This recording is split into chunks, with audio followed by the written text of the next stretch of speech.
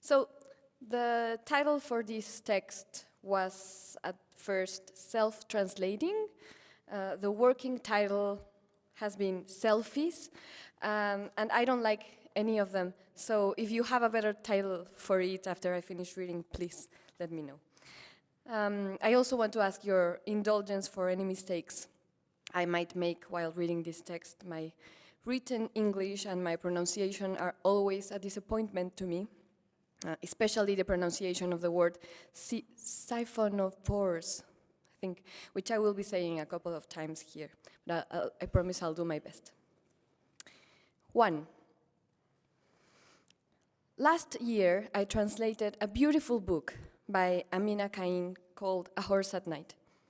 It's a misleadingly thin book that took me months to translate, mainly because of the number of quotations, since what Amina does is a reading journal, where her readings prompt a series of reflections around the night, literature, art, animals, friendship, silence, loneliness, and the self. Aside from looking everywhere for some of the books that she quotes, which were really needles in a haystack, the hardest part of the translation was where she talks about the self.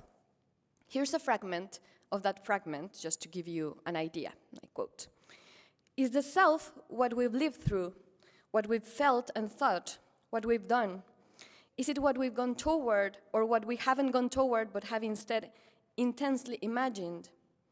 If we are writers or artists, is it what we have written or made or none of those things? For a while I thought this, that the self is everything that flows through us, thoughts, impressions, emotions, states of being, that we are mediums for life, for experience while we are here. But none of it stays. None of it is the self in any kind of permanent or total way. If I am anxious, I am not anxiety, yet anxiety marks me, marks who I am, how I live. But so does happiness. Now, I'm not sure. Maybe the self is the absence of something like anxiety or happiness. Maybe we carry things that don't actually belong to us. Somehow we can't put them down, but whether we are carrying them or not, they exist outside us." End of quotation. I spent more time translating these paragraphs than all the rest of the book combined. I exaggerate, but it definitely took a long time. And mainly because there isn't a perfect, not even a good translation in Spanish for the word self.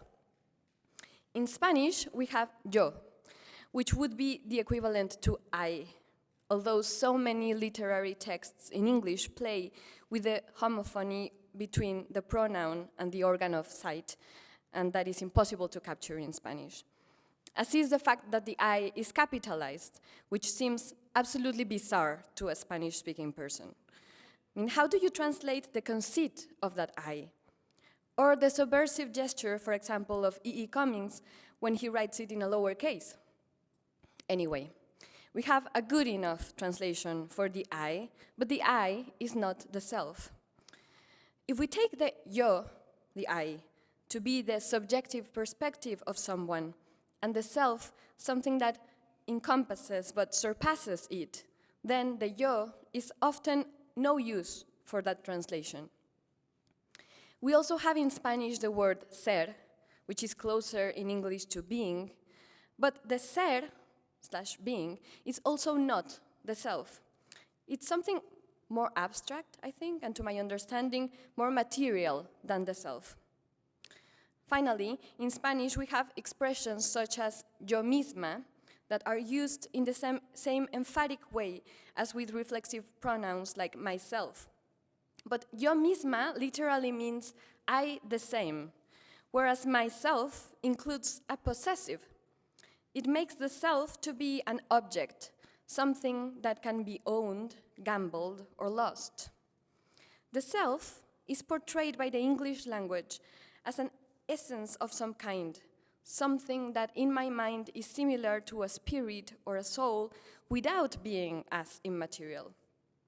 And if the self is possessed and seen by something, it must be by the I. But didn't I just say that the self was bigger than the I? I'm really sorry. I failed all of my logic exams in high school, and my skills for these kinds of riddles don't seem to have improved one bit. 2. Part of what Amina Cain does in A Horse at Night is argue that the self is multiple. The self, she says, quote, changes always. We can't keep it in place. So instead of self, selves. I agree with her, as I often do. In fact, this text is one strong nod in reaction to her book. Although my sense is that the self is an even weirder paradox, something multiple and at the same time single.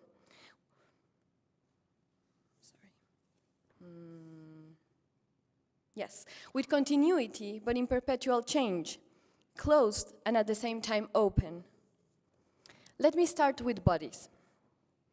I became obsessed with this aspect of the self about 7 years ago when I was pregnant. It was in that mutant state that I first thought about the real possibility of being one person and two at the same time. I had no idea how uncanny that would be and how huge the implications, philosophically, personally, physically, even legally. It seemed absurd that we had so little intellectual and artistic work available around that subject. This was 7 years ago, remember, and since then it seems to me that motherhood has become much more visible in the literary discourse, although we have in this Congress a couple of wonderful writers who by then had already done a splendid job at it. Thank you, Gabriela and Marie, who I think is not here, but she was yesterday. Oh, and I'm absolutely pro-choice, by the way, in case the previous sentence got you wondering. Here's an example of the kind of thoughts that crossed my mind while I was pregnant. I'm a woman, but inside of me there's someone with a masculine sex. I am at the same time a woman and someone with masculine sex. In a way, but not really. Well then, who the hell am I? Not even DNA, that fingerprint of identity, happened to be truly reliable. I started reading about pregnant wombs that changed the DNA of the babies inside them, how there was microchimerism, the exchange of cells between the bodies of mothers, siblings, grandmothers, and unborn babies. Being pregnant was the most destabilizing experience of the self I've ever had, so much so that I wrote a book about it. But that didn't end the obsession, it just kept growing well beyond that. My eyes had been open to all kinds of similar, though less evident, self-shaking experiences. There were hordes of bacteria and viruses living and feeding and working inside our bodies and transforming them definitively. And during pandemics, there were other sick bodies around that could directly change my destiny or that of my mother with cancer. There were sick bodies in faraway countries that would one day meddle with my own health, and it turned out that the health of bats and pangolins and forests would end up affecting the health of humanity. I also learned about all of these paradoxes in nature that challenged my idea of the self, among them Siamese twins and siphonopores, a kind of marine creature that is at the same time a colony and a single organism. I suddenly kept seeing how we were all immersed in invisible networks, exchanges, codependencies, how we were all part of a continuum that made it very difficult to discern where one self started and another ended. And yet we do. We live in societies organized around individuals with individual rights, wills, tastes, and preferences. We create taxonomies and complex systems to understand the natural world, starting from individual organisms. I don't think we can deny our individualities, just as we can't deny our collectivities and the blurriness of ourselves. That U2 song, called One, keeps popping out in my head. We're one, but we're not the same. One life, but we're not the same. I'll pause before I begin to sing. 3. But of course, if bodies are like that, it's understandable that our personalities are too. All of us have our Dr. Jekylls and our Mr. Hydes. I saw this from up close with the last book that I wrote about the 20th century Mexican writer Elena Garro. The book is not a biography because a biography just seemed an impossible task, too ambitious and overwhelming.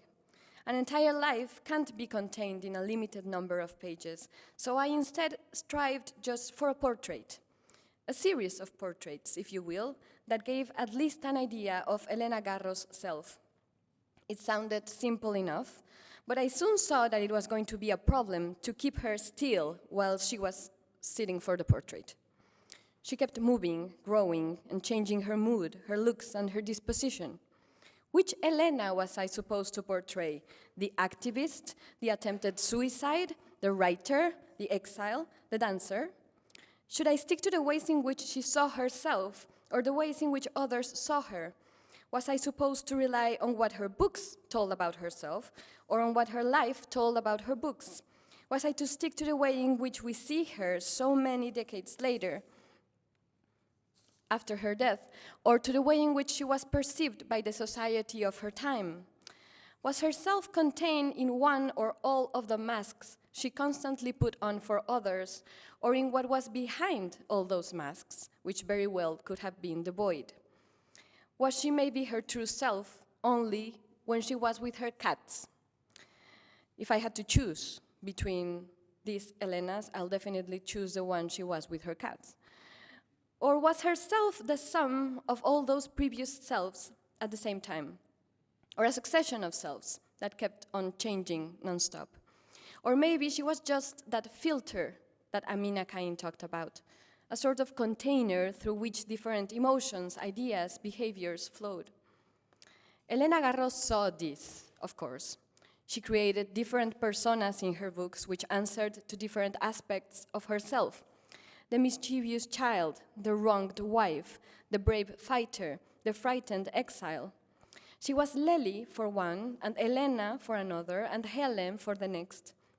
She understood just the amount of selves that can live inside one person. So many selves, and yet there was only one Elena Garro. The constants are there in her life and in her work, her humor, her long legs, her love of cats and cigarettes, her relentless obsessions with time, memory, and the Russian aristocracy. Everything I'm saying here, Walt Whitman said it much better and 1,000 times more beautifully.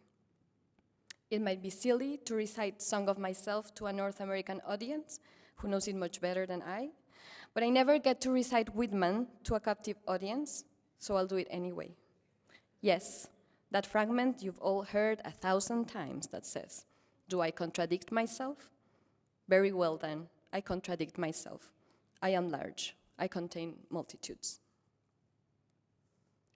4.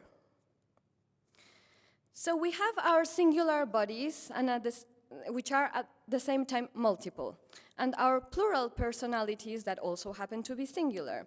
And I'd like to add something else. All through our lives, we move from the first person singular to the first person plural, and we are constantly inhabiting both. Our identities change according to how the people around us perceive us. Here in the States, for example, I'm called a person of color, while in Mexico, I'm usually classified as a blanca, which means white woman, or even as a güerita, which literally means a blondie, yes, with my coal black hair and all. How we assume or are forced to assume collective identities, how our families, our friendship groups, our neighbors, or the government perceive, label, and categorize us has a very profound impact on ourselves. That back and forth between the I and the we, between imposed categories and chosen ones, the belonging or rejection we might feel with certain groups, and how we change when we are among them and when we leave them, also adds to the difficulty of delimiting and defining the self. Literature can be a vehicle for portraying the constant flow, superposition, and contradiction of identities. It can be a tool in the search for distance or assimilation, isolation or belonging, that endless quest from I to we and vice versa, where we find freedom and space to breathe. 5. So much of the self also depends upon the cosmovision. In many cultures around the world, everywhere from Canada to Nigeria, it's common to believe in more than one soul, guardian spirits, traveling spirits, spiritual influences, or spiritual bonds with animals, places, and plants. Take, for example, the Nahuas, the native people of central Mexico. For the Nahuas, all human beings have up to 3 different selves, or animated entities, as historian López Austin calls them. The first is the tonali, the one that lives in the head. The second is Teyolia, this one lives in the heart. And the third is the Ijiyotl, located in the liver. Together, these entities, assigned by the gods, make life possible for a person, although these entities also live in animals, stones, and mountains. Their particular qualities determine the character and destiny of human beings. The tonali can sometimes leave the body at specific moments, when one gets really scared, for example. The shadow, as the tonali is called nowadays, can leave the body and get lost outside. It can also remain around when a person is already dead. For certain people with special Nahual powers, the Ijiyotl can leave the body too and turn itself into an animal. In some regions, they believe that certain children are born with a split tonali where part of it lives inside a specific animal, jaguar, dog, or insect. It can be any kind of animal. In those cases, the destiny of the person and the animal will remain forever linked. If the animal is hurt, the person will also suffer. An uncle of mine, for example, once almost drowned in a river looking for a jaguar. And then a part of him became forever linked to that river and to that animal. It's been both a blessing and a curse for him. My uncle is actually called Narciso, and that's curious in the context of what I'm about to say. 6. In our times, contemporary personal essays, memoirs, testimonies, and autobiographical novels have granted themselves a fair number of enemies, or haters, if you want to call them that, and I do. According to these critics, such books are the symptom of an individualist and capitalist society, the safe choice in an age where budgets for deep research and travel are scarce, and where inquiry into different identities is looked upon with suspicion from the start. They accuse these books of lack of imagination, superficiality, and self-centeredness. And hey, I'm not saying none of this is true.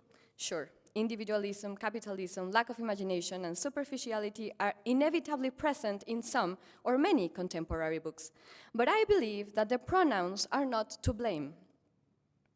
All of these evils can come in the shape of first, second, third, fourth, and even fifth-person narratives. In fact, pronouns can be very misleading.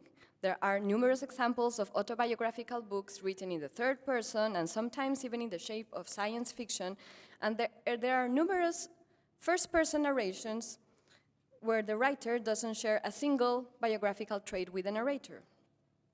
The wonderful Colombian writer Margarita García Roballo said to me once that she thought it was absurd to attack the eye, just as absurd as attacking a knife. The knife is just a knife, whether it is used to part delicious pieces of fruit or to stab someone in the chest. And the first person is just a tool, a perspective, the most natural one for human beings because of the way our brain is built. And the self, memories, opinions, first-hand experience, is also just the raw material we have most readily at hand. The way we judge the narcissism of these self-centered books depends completely on what we and the books in turn understand by self. I spoke to my friend, the writer Paul Luque, who's also a wonderful writer, but I don't have enough synonyms in my vocabulary for that adjective, so just please imagine that every writer I mention from now on, I think is wonderful. I spoke to Pau while I was trying to write this essay, and he told me his theory about Narcissus. The thing about Narcissus, he said, is that he's looking at himself in a mirror, in a lake that's like a mirror, and mirrors are static images.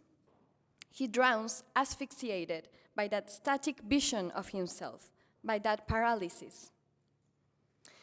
I'm truly convinced that the self, any self, when considered seriously in all or some of the possibilities above mentioned, with depth and insight and love for language, can be a precious material. 7. But let me return to my pregnancy at the risk of proving the hater's point about narcissism and all of that.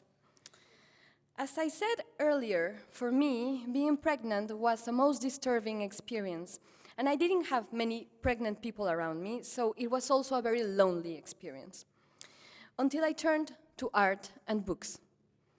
And the books, many, or really most of them, were written in the first person. The thoughts, lives, bodies, and work of people that were going through that process. They became my company through those months. I found that I could talk to them, that their work contained space for identification, contrast, comfort, humor, and reflection that I so desperately needed. It was then, and thanks to them, that I decided to share the notes of my own pregnancy, in case it could keep someone else company in any way. I documented my own pregnancy, but I also combined it with references to other books and works of art that talked about those transformations in the bodies and the lives of so many. I felt the need to share that small archive since 7 years ago, motherhood was not so visible in literature and art, at least not in Mexico. And I found that there was a political dimension to the sharing. By speaking out loud about their own childbirths, the metamorphosis of their bodies, and the violences that surrounded them, women were breaking with deeply rooted taboos that condemned them into solitude, silence, and self-reproach. Their personal stories added up to a demystification of motherhood, and the diversity they showed as a collective, while each writing in the first person, challenged the narrative of a single, ideal, self-sacrifice motherhood, according to which mothers everywhere were solely responsible for raising children and for caregiving in general. That's a part of what I think is behind the so-called fashion of writing books about motherhood, an issue that for so long was overlooked and undervalued, as were so many issues pertaining women, in literature, art, and public policies had created a huge hunger, and books are answering to that. Women want to read these books. Men do too, though some don't know it. And they want to read them in the first, second, and third person, but there is something about the first person, a directness to which we readers can create a strong connection. The first person is dominant in conversations, and these books are long postponed conversations that we desperately needed to have. Testimonial, confessional, autofictional, autobiographical literature, I don't care much about the labels, but it has been crucial for all kinds of minorities, for struggles to achieve civil rights, and for victims of genocides, gender violence, and many other kinds of violence. As Vivian Gornick says in an essay called The Power of Testimony, so far from giving up on itself, the human race, through memoir, was demanding that it account for itself, pay up for having so horribly abused the precious idea, alive since the Enlightenment, that a single life is of supreme value. 8. So I would never dream of defending every single book written in the first person, but I have to admit that some, and not just some, but really many of my favorite books belong to that particular species. First Person by Margarita García Roballo, Little Labors by Rivka Galchen, Optic Nerve by Maria Gainza, Memories from Spain by Elena Garro, and Sweet Days of Discipline by Fleur Jaegui. I don't know how to pronounce it. It's a very, very long list. Those I've just mentioned, are more or less recent, but several are very old. The fierce detractors of first-person narratives frame it as some kind of trend, the selfie sickness of our egocentric era, as if Sor Juana, Seixon Agon, William Hazlitt, Montaigne, Seneca, Plutarch, Christine de Pizan, De Quincey, Dante, Mary Wollstonecraft, or Netzahualcoyotl had been nothing but mistakes or exceptions to the rule. Some of the books I've enjoyed most are written in the first person, but in them there's always a self that surpasses or overcomes the I. A self that expands, that throbs, that multiplies and contracts. There are books that one way or another account for polymorphic selves, and to write books like that requires a certain distance. It is necessary to detach in order to understand the self as basic material for creation. That distance can be stated, performed, or exaggerated, as in the case, for example, of Annie Ernaux's books, or it can be instead erased, can emit a sense of urgency, of immediate hot emotion, let's say as in one of Alejandra Pizarnik's poems. I don't know if those emotions are always, as Wordsworth said, recollected in tranquility, because there's also sometimes a productive, strong revival, a reopening of old wounds that can lead to fabulous literature. But distance is always there when you choose the words for unspeakable feelings, when you pay attention to the sound of words in all of the selecting, cutting, and pasting that takes place when we're writing. Distance is what allows the writer to transcend the self, to plunge into the to and fro between the personal and the collective, the intimate and the public, the singular and the plural. 9 and final one, I promise.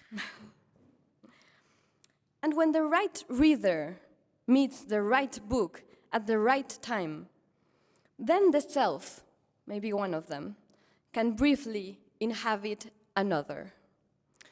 This goes beyond identification, beyond finding a story that somehow reflects your own.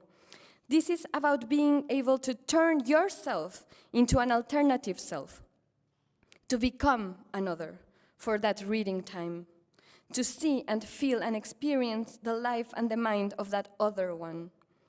When that happens, the knowledge that the self acquires can change it irrevocably. That knowledge can make it grow, open it up, and unfold it. I was talking about this with my partner, Alejandro, some months ago, about that rare communion of selves. We said we'd only also felt it sometimes with sex, motherhood, fatherhood, science, shared laughter, art, and in the wilderness. That's the miracle, we both agreed. That's the miracle that we live for. Thank you.